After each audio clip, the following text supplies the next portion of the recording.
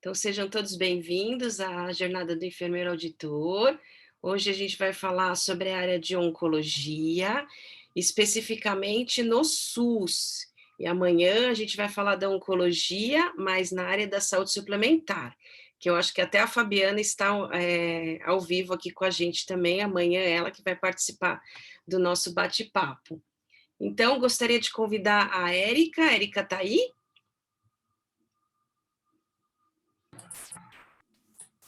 Olá, boa noite. Sim, estou sim. Então, seja muito bem-vinda, Érica. Convidei a Érica, eu faço parte de um grupo de oncologia aí de enfermeiros, e a gente ficou sabendo que ela trabalha na área do SUS, né?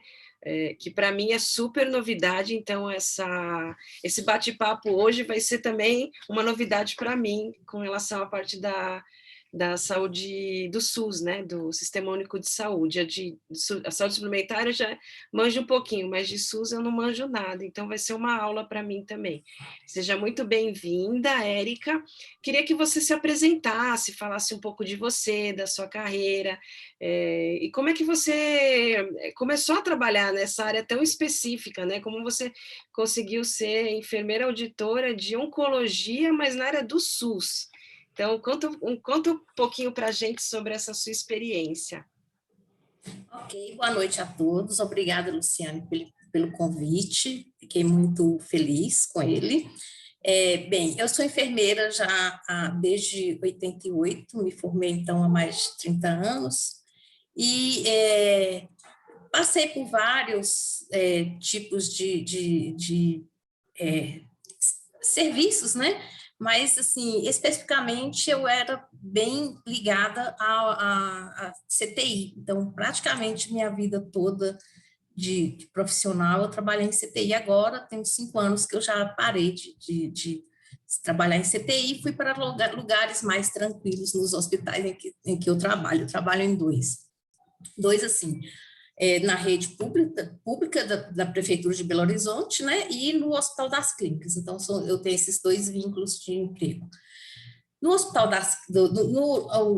basicamente, no HC, eu sou assistencialista mesmo. Então, agora, na PBH é que eu fui indo por esses caminhos que me trouxe a auditoria de oncologia no SUS. Eu sou concursada e essa área para esse tipo de função, nossos gestores, eles só dão para pessoas concursadas, eles não querem que existe até as vagas de contrato, mas eles não querem um profissional de contrato nessa área, eles querem uma pessoa que tenha realmente um vínculo com a prefeitura, né? Então, o que a gente basicamente faz? Essa comissão, a gente é parte de uma comissão de oncologia da Prefeitura de Belo Horizonte.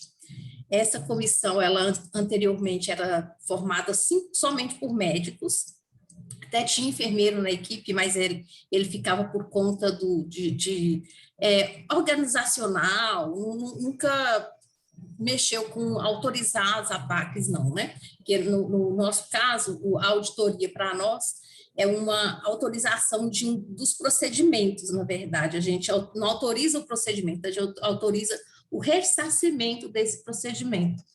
Então, isso era feito só por médico. Aí eu já estou nessa comissão de oncologia já tem uns 3 anos, mas somente no ano passado, no finalzinho do ano atrasado, que a nossa gestora falou que nós, enfermeiros, também iríamos começar essa autorização, né, desse ressarcimento. Foi um choque para nós, porque assim, a gente não tinha o know-how para isso, a gente teve que estudar muito, e fora que, assim, os prestadores, eles, no início, eles acharam isso muito estranho e bateram o pé, acharam ruim, que está um profissional sem ser um médico avaliando o procedimento que eles estão solicitando. Mas, assim, a nossa gestora foi firme e falou, não, inclusive quem está lá no Ministério da Saúde, no INCA, e que sabe muito de APAC, muito das diretrizes do SUS, é o enfermeiro, que é a Renata. Então, isso trouxe força para nós. Então, nós hoje somos, eu de Clau, 5 enfermeiros nessa equipe. E a gente faz o mesmo serviço que o médico faz nessa equipe. Então, foi daí que surgiu, que eu vim parar onde eu estou agora. Legal, e pelo que você falou, então, você não tinha experiência com oncologia, é isso? Com oncologia ensina, assim, com paciente sim, porque no CTI tinha muito paciente oncológico, né? Sempre teve. Mas, assim, na comissão de oncologia, a gente não lidava muito com o acesso dos pacientes oncológicos na rede credenciada, e nós, enfermeiros, ficar mais com essa parte de acesso, né? Mas, assim, desses procedimentos, de saber sobre os mesmos, a gente não tinha, nenhum de nós enfermeiros tínhamos o conhecimento técnico para isso. A gente passou por um treinamento, o nosso coordenador médico nos treinou, para a partir daí a gente poder estar se apropriando das diretrizes para poder estar fazendo o serviço que fazemos hoje. Que legal, Érica, muito interessante. E pelo que eu entendi, você é concursada enfermeira, que deveria estar na área assistencial, mas que foi realocada para essa parte administrativa, é isso? Ou você já fez um concurso para a área administrativa? Não, assim, aqui na Prefeitura de Belo Horizonte funciona da seguinte forma: tem os enfermeiros que estão na área administrativa, ou você vai lá por uma transferência simples, ou você vai por uma seleção interna.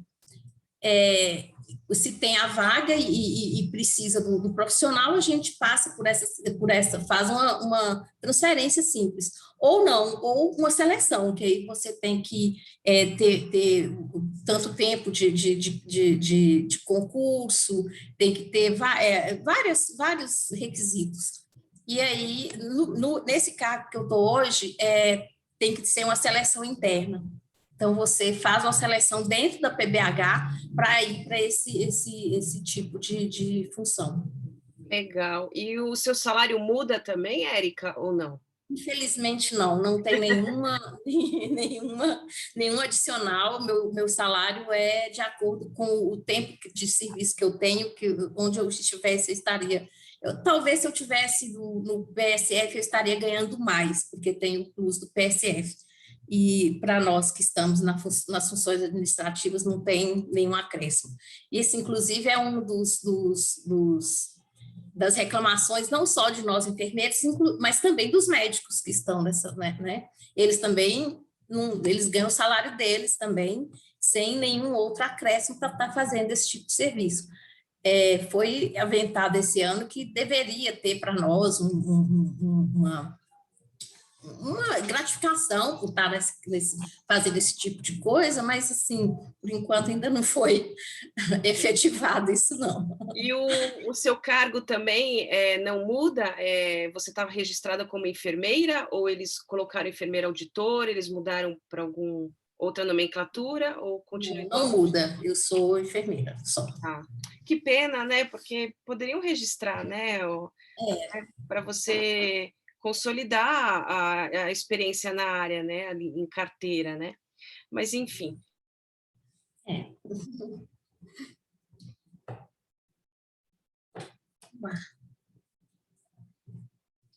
Tá mudo? Agora sim, porque eu apertei, né? Ah, tá. Apertei sem querer, peraí. Então, vamos lá. Onde a gente estava? Deixa eu ver aqui. Então, você já falou como você ingressou na área. Então, Érica, fala um pouquinho das atividades, o que o enfermeiro faz aí nessa área de oncologia no SUS? Bem, a gente tem uma rotina bem pesada, né? Porque, assim, a gente vai em cada hospital. Nós temos, aqui em Belo Horizonte, nós temos 7 prestadores oncológicos, né?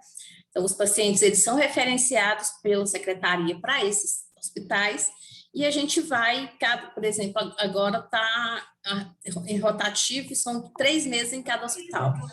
Então, aí a gente vai no hospital e lá tem as pilhas dos laudos para a gente avaliar.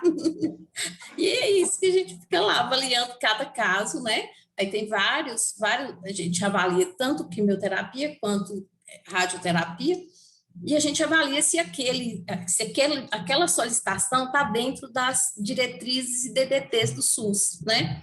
Então, assim, a gente pega caso, vai ver se está de acordo com o que o SUS preconiza para aquele tipo de tratamento. A gente usa muito o SIGTAP, né, por causa disso.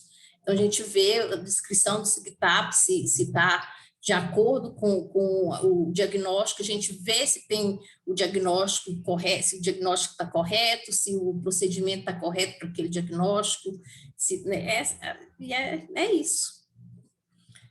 Dá muito trabalho, porque, assim, muitas vezes, principalmente radioterapia, o prestador, ele quer, depois que mudou a radioterapia no SUS para receber por procedimento, que antes era por área, né? Agora é por procedimento. Então, agora, o volume de radioterapia é imenso e, assim, muitas vezes não está de acordo com o que o SUS preconizou.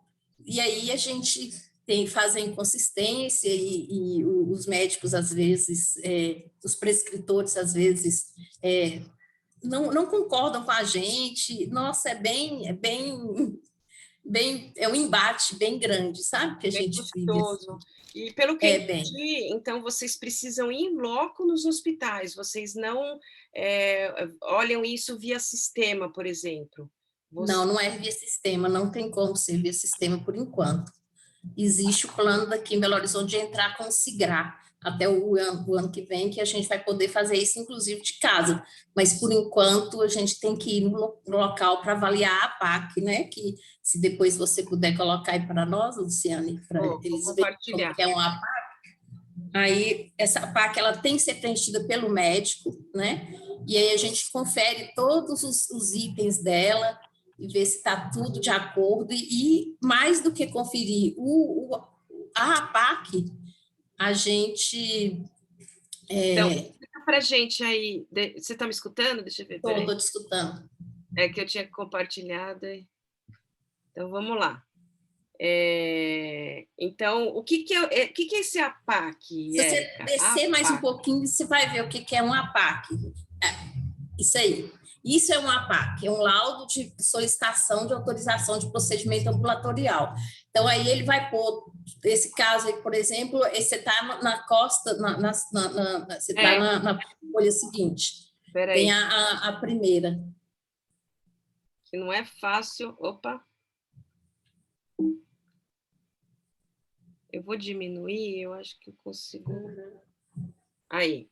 Então, aí tem que ter a identificação do paciente todinha, né? O procedimento que o médico está pedindo, que é esse, no caso, aqui é uma quimioterapia, não estou enxergando aqui. Tá? Radioterapia de plasmocitomia, mieloma. Plasmocitoma, mieloma, Então, no caso, esse paciente, então, tem uma metástase, ele deve estar tendo, essa metástase deve estar obstruindo alguma coisa, eles estão pedindo uma rádio para poder,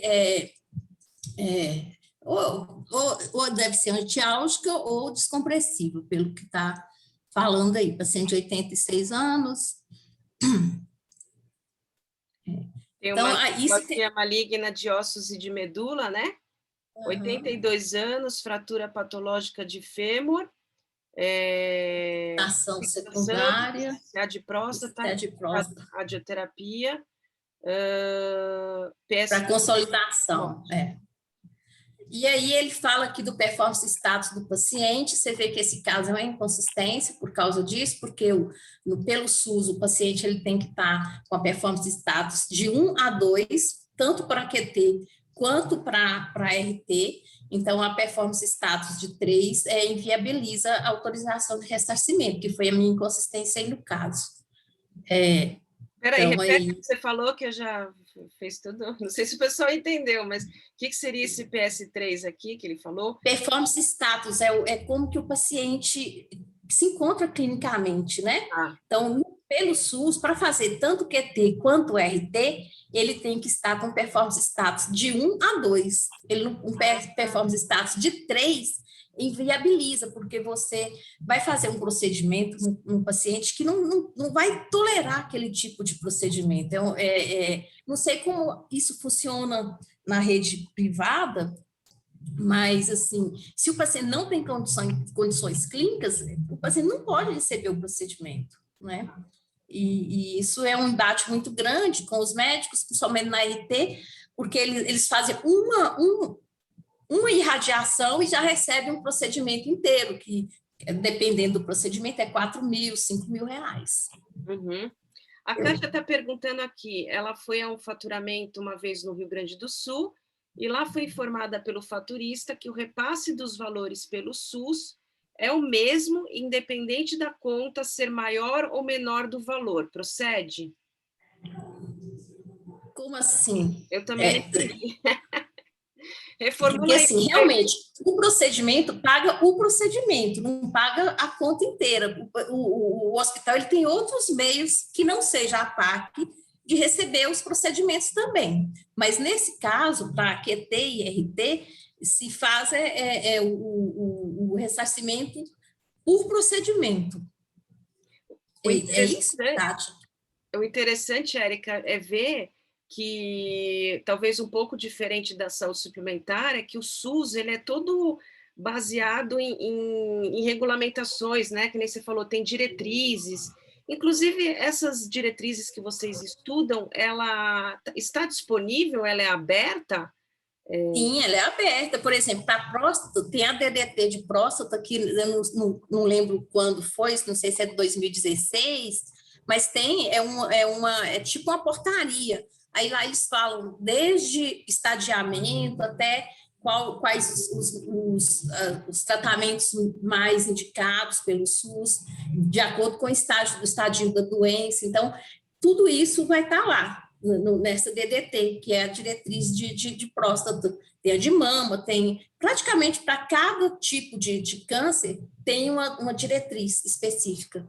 Legal. Tem da leucemia, tem do mieloma múltiplo, tem para cada coisa tem uma diretriz que a gente tem que ler e reler muitas vezes para poder ressarcir de acordo com o que o SUS pede. Por quê? Qual que seria o risco de eu fazer uma coisa diferente do que o SUS pede? Se tiver uma auditoria e ver que eu autorizei o ressarcimento de um procedimento que não estava dentro das normas do SUS, sou eu que vou ter que pagar esse procedimento.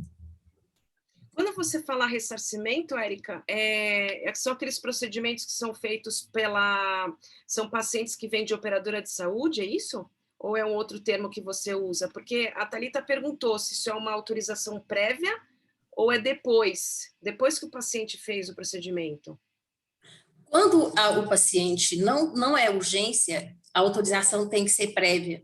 Então, aí a gente autoriza esse ressarcimento antes do procedimento ter sido realizado. Quando é urgência, aí não, aí o médico faz e a gente ressarce pós-realização. Tá, entendi. Pessoal, isso daqui foi só uma pitadinha para vocês entenderem como funciona, tá? Que a Érica trouxe aí o formulário, mas a ideia nossa é só bater um papo, a gente não vai entrar em parte muito técnica. Inclusive, o que a gente percebe, Érica, que os enfermeiros que trabalham nessa área, eles acabam fazendo parte médica, né? E até por treinamento, né, com os médicos e tal. Então, eu não sei nem se isso seria permitido pelo nosso conselho, talvez a gente estaria indo um pouco além do que poderia, né? Mas como o SUS é um mundo à parte, aí é outra área, mas na saúde suplementar, vocês vão ver amanhã com a Fabiana, o certo é ter um médico dando todo o parecer, fazendo toda essa análise de indicação médica mesmo, não sendo enfermeiro a fazer esse tipo de ação. mas, de certa forma, também vocês acabam tendo uma baita experiência, uma baita bagagem, porque vocês acabam olhando um pouco além, né, do que a enfermagem costuma ver, né? E, então, é um trabalho aí realmente deve ser bem, bem difícil, e essa relação também, né, de vocês, enfermeiro, falando com os médicos, provavelmente vocês também devem conversar com eles, como é que funciona isso? Eu queria saber, assim, no sentido de, não tem médico que implica com isso? Fala, olha, você é enfermeiro, eu não vou falar com você.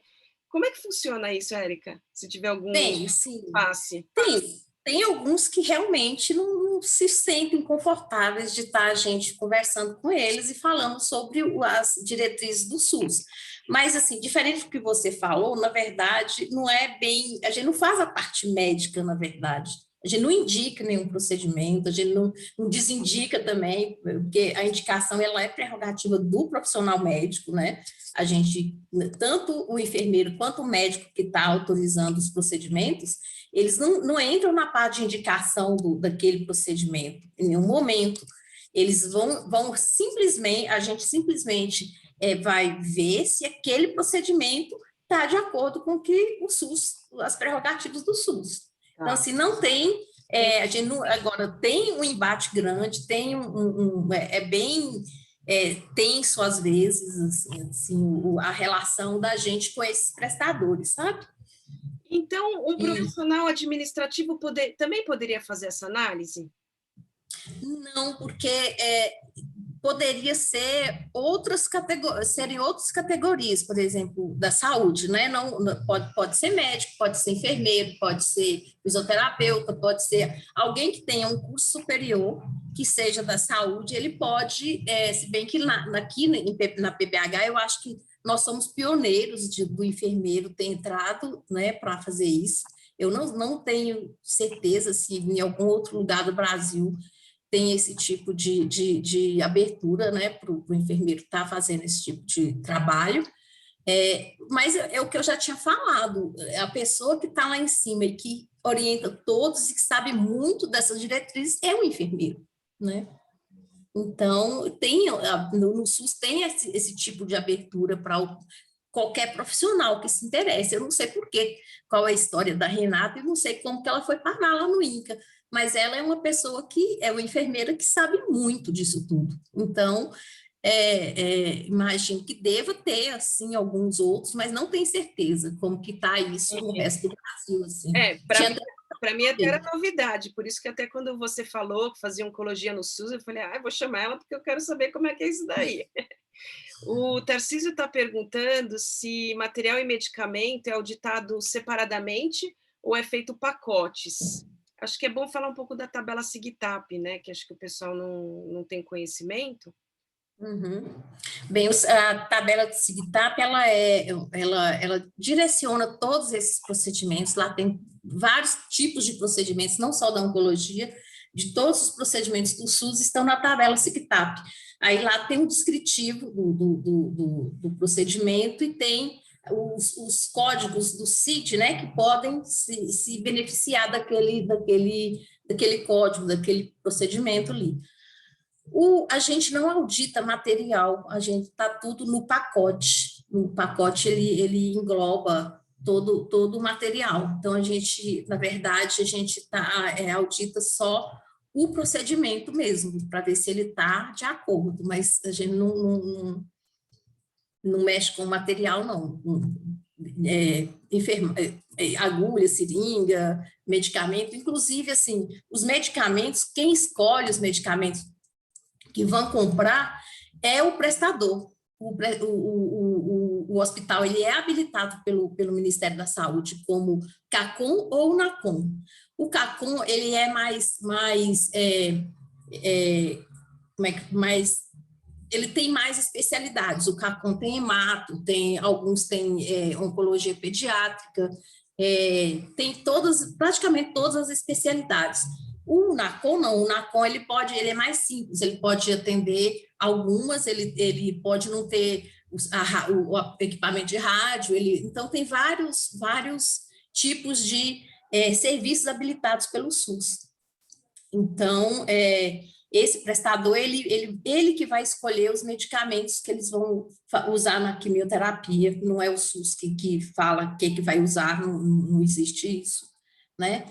Então, isso é uma parte boa, né, é claro que eles vão comprar os mais baratos, né? Isso é óbvio, porque assim, como o procedimento ele custa, tem procedimento de QT que custa R$ 400, tem um que custa da próstata, um hormônio, acho que é 80, R$ 90.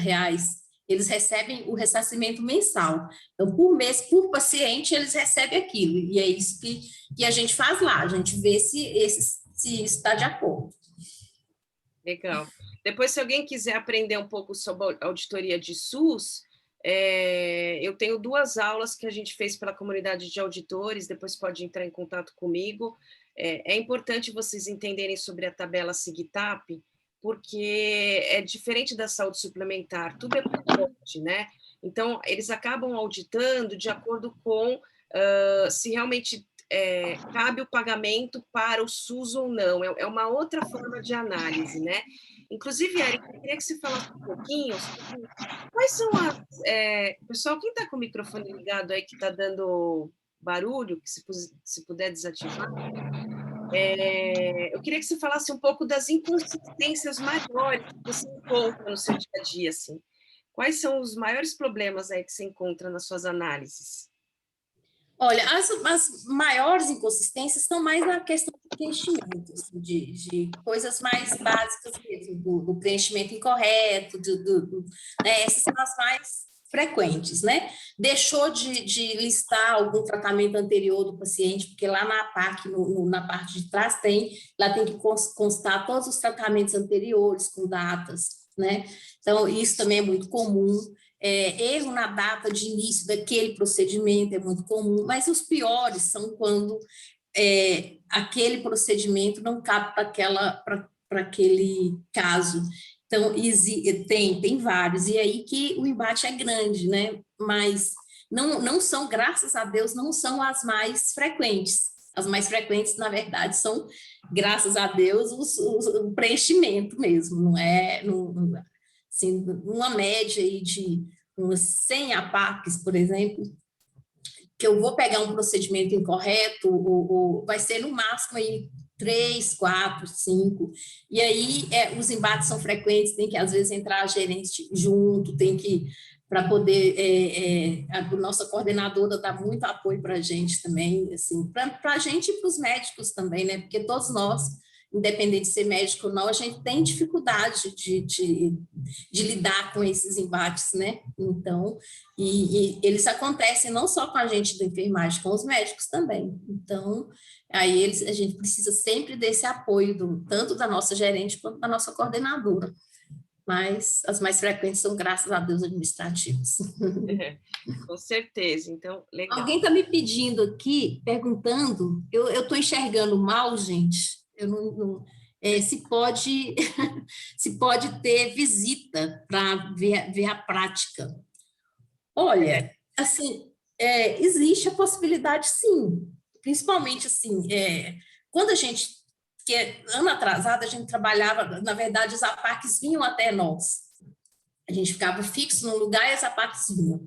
Então, aí tinha muito caso de uma secretaria de outro município pedir para ir lá conhecer a nossa comissão, porque realmente a gente tipo assim, o pessoal olha muito para Belo Horizonte nesse caso, porque a gente tem meio que pioneiro mesmo de algumas coisas. Então, vinha muita secretaria de outros municípios,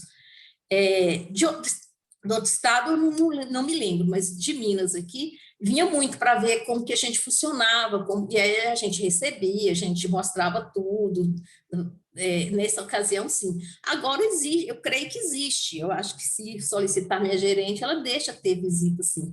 Só não sei como é que seria isso, teria que ir no hospital para ver, né? Agora a gente não está mais, não tem a nossa gerente fica no livro central da secretaria, mas assim, a gente não fica lá mais, né? A gente agora fica pulando de hospital em hospital. Então, não dá assim para ver o todo, né? Entre em contato com a Érica e ver se dá para fazer essa visita. Deixa eu fazer a outra pergunta aqui. Érica, qual tipo de conhecimento técnico você acha que o enfermeiro precisa ter para trabalhar nessa área?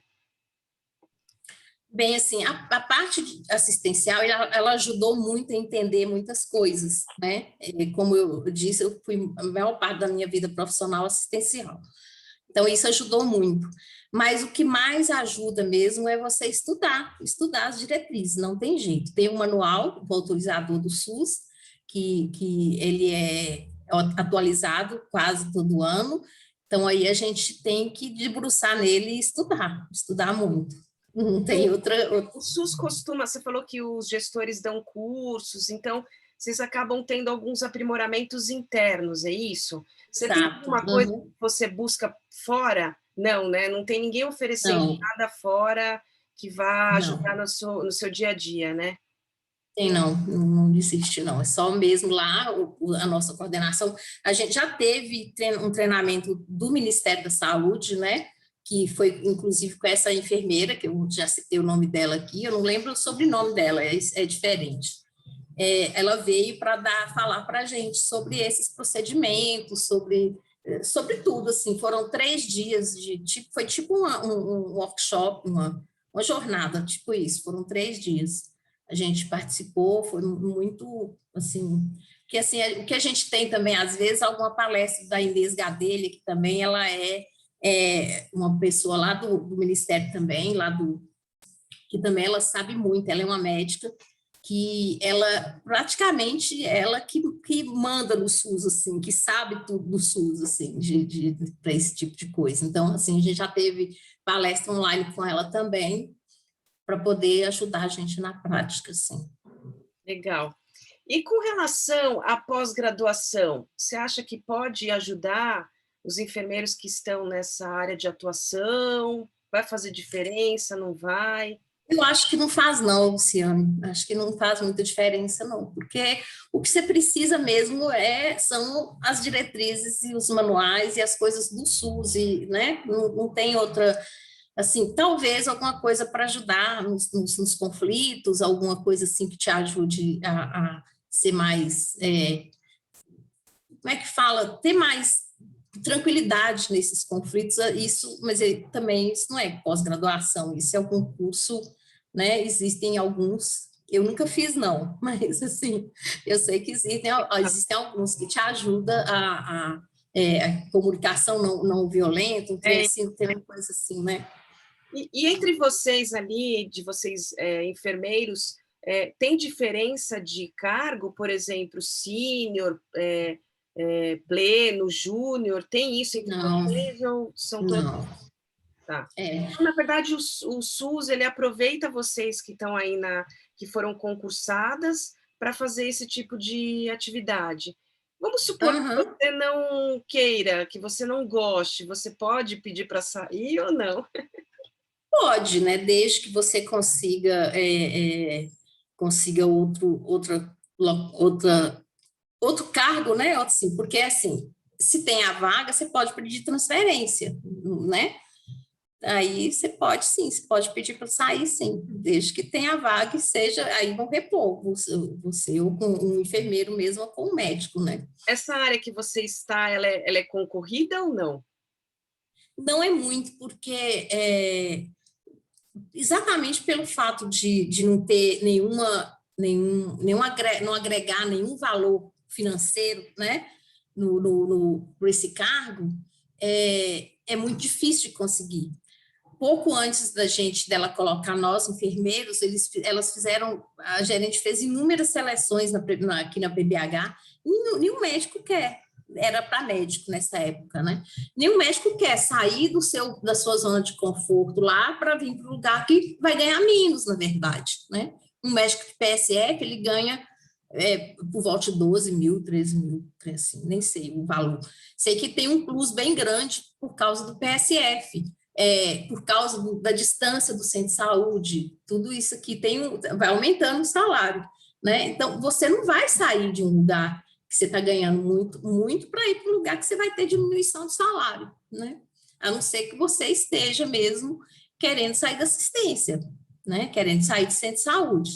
aí isso pode acontecer. Então, a maior parte dos médicos e de nós enfermeiros que estamos na comissão é porque a gente cansou de centro de saúde. Centro de saúde é muito, não sei se vocês já trabalharam em centro de saúde, eu, assim, já fiquei muito tempo em centro de saúde e é muito estressante. Então, assim, onde eu estou hoje é bem menos. Então, foi por isso que motivou. Eu perdi dinheiro para sair do PSF. Na época que eu saí, eu ganhava R$ 1.000 a mais do que eu ganho. Mas eu larguei esses R$ 1.000 para poder ficar num lugar que era mais tranquilo. E qual a carga horária de trabalho? Olha, depende. A minha é 8 horas. Tem colega meu que é só 4. Então, que aqui tem vários tipos. Tem duas cargas horárias para enfermeiro. 8 ou 4, né? Então, tem duas colegas que são de 4 e tem eu e outro que somos de 8. Legal. Pessoal, vocês têm alguma pergunta para fazer para ela? Como é uma área muito específica, né? Eu queria que você falasse um pouco com relação a enfermeiros que querem atuar na área de auditoria de oncologia em SUS. Qual a dica que você daria para esses profissionais? A gente já viu que provavelmente vocês vão precisar ser concursados, né? E aí buscar dentro desses centros aí que vocês trabalham, se realmente tem um lugar que faz essa auditoria. Pelo que a Érica falou, parece que BH aí são os pioneiros, né? E ela nem sabe se tem outras regiões que oferecem esse tipo de serviço, né? Você já conheceu outros colegas? Não, né? Você não conhece outros colegas que fazem a mesma coisa que você, né? Não conheço. Só os meus colegas mesmo aqui da PBH. Então, eu também, assim, quando a Érica falou, para mim era novidade, não sei se alguns de vocês aí presente na jornada conhece algum outro lugar que faça esse tipo de análise.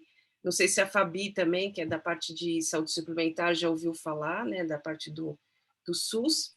Amanhã ela já vai estar com a gente falando sobre a parte da saúde suplementar. Vocês têm alguma pergunta aí para fazer com relação a essa área? A gente até foi rapidinho, aqui o bate-papo foi rapidinho, mas acho que a Érica esclareceu bastante aí a atividade que vocês fazem, muito bacana, né? Uma área aí diferente para a enfermagem, e deve ter muitas responsabilidades, muitos desafios, né? Deve ser uma área bem... Não deve ser fácil, como a Érica falou, né? Bem, está me perguntando aqui se eu sei se vai ter concurso. O concurso para essa área, nossa, ela para enfermeiro, primeiro tem que entrar com concurso na PBH como enfermeiro comum mesmo, né? Não tem uma vaga específica para ser da oncologia, da comissão de oncologia. A gente se intitula como comissão de oncologia. Eu sei que vai ter seleção interna, sim, para a comissão, porque houveram 2 aposentadorias de médico, e ele vai lançar, sim. Mas aí é interna, né? É o que eu já tinha dito, é uma seleção interna para quem já é da PBH. Então... Até uma pergunta, como é que foi essa seleção, Érica? Porque você falou que houve uma seleção, então não é simplesmente você querer ir para essa área que você vai conseguir. Você sabe quais foram os critérios que eles escolheram?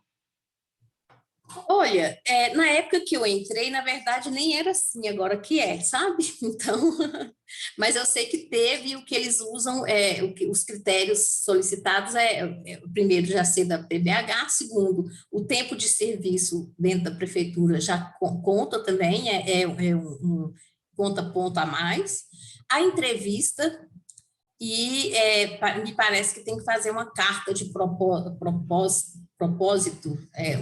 eu não esqueci o nome Então, assim, essas coisas é que vão contar, né?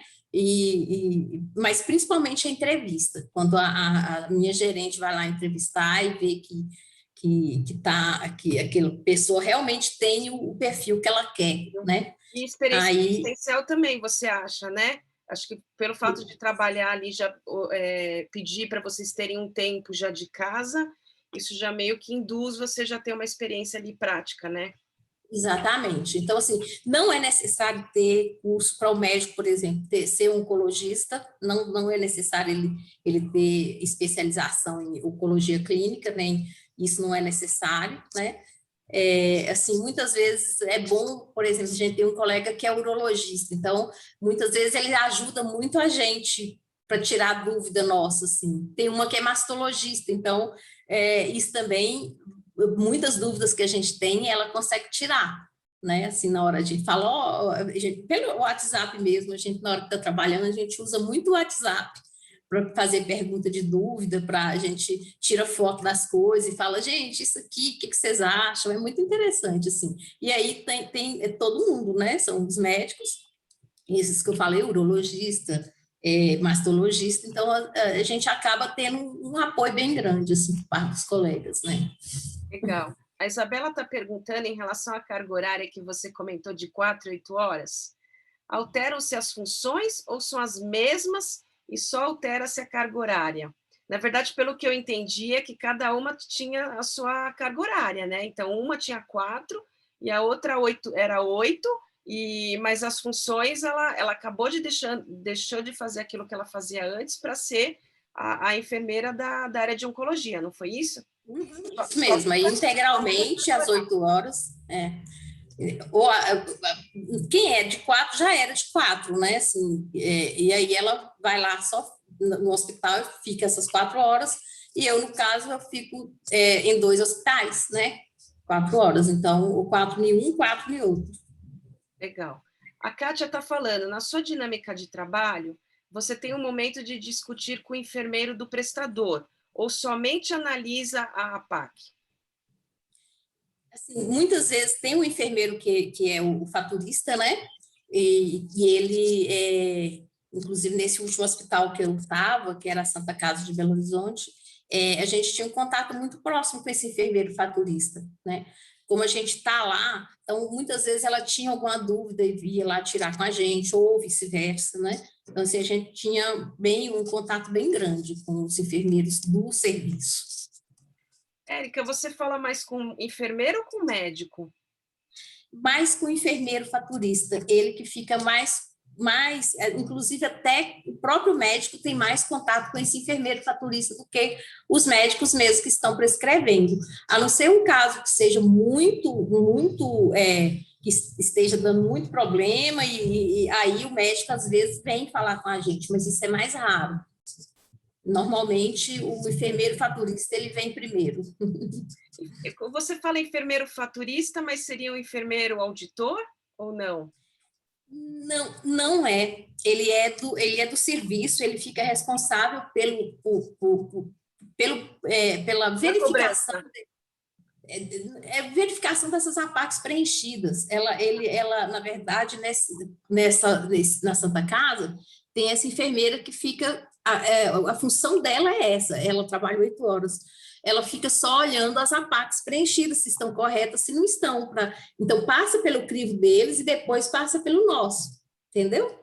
Entendi. E ela o cargo dela é enfermeira faturista, é isso? Esse é o Isso, nome? isso. Uhum.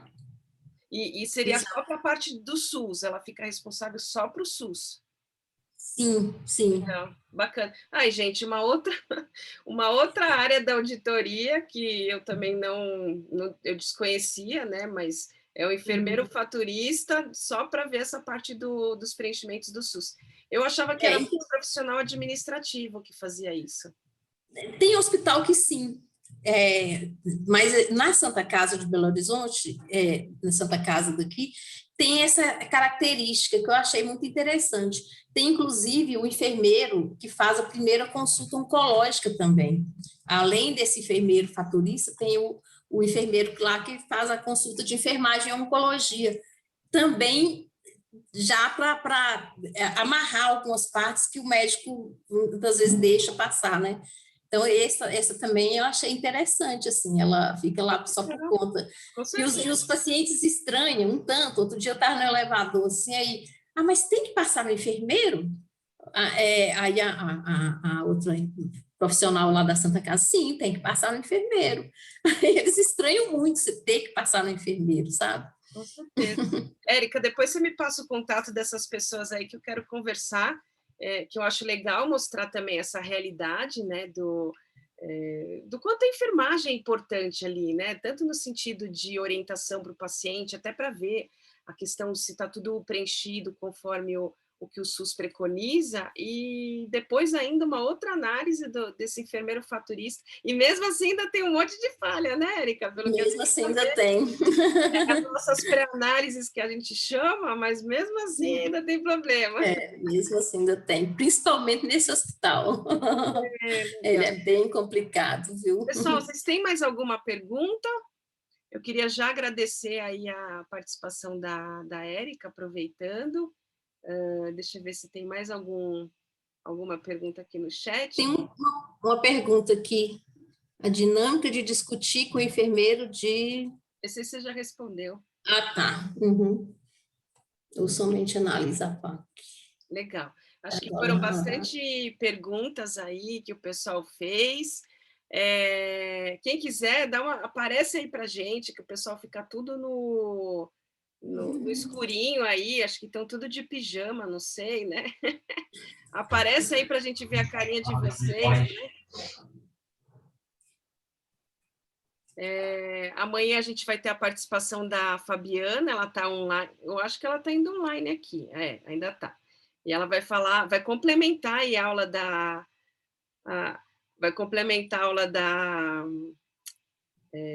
Érica, né? Mas na área de saúde suplementar. Então vai ser bem interessante aí o resto da jornada, né? Espero que vocês tenham gostado. E várias carinhas novas que eu não conheço, sejam bem-vindas aí. A André eu conheço,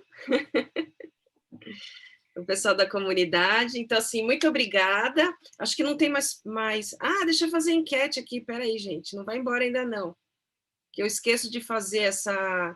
Se vocês gostaram, né, da jornada aqui da aula, se foi boa, se não foi...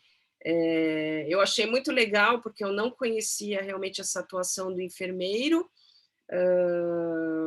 e é uma coisa super nova aí, pelo que a Érica está falando, muito, muito interessante. Então, quem quiser ir para essa área, gente, vai ter que fazer concurso, vai ter que ficar um tempo ali na assistência do SUS, para depois ir para a área da Érica. E interessante que eu achava que talvez o perfil que eles buscassem era o enfermeiro assistencial de oncologia, e não precisa, né? Não é necessário, vocês conseguem se virar aí nos 30, estudando muito, deve ser mais complicado, né? Mas estudando as diretrizes e tudo aí o que a Érica falou. Deixa eu encerrar aqui, ó, só para a Érica ver que ela estava um pouco nervosa, a maioria amou, adorou e foi bom. Então, a gente não teve coisas ruins aí, nenhum... elogio não, nenhuma crítica ruim aí, né? Ué, que bom, né? Que bom, né? A Tanandra falou que está amando todos os dias da jornada, muito bom. Então, aproveitem mesmo, porque a gente está com vários assuntos aí, né? Várias áreas completamente diferentes, e eu acho que a jornada está sendo bem válida aí para vocês conhecerem um pouquinho, né, do trabalho de cada área dos auditores aí. Foi muito legal, então. Então, até amanhã, pessoal. Muito obrigada pela participação e até amanhã, né? Tchau, Érica. Gente, agradeço também. Muito obrigada pela participação também. Obrigada. E até amanhã também. Até amanhã, né? Tchau, gente. Boa noite.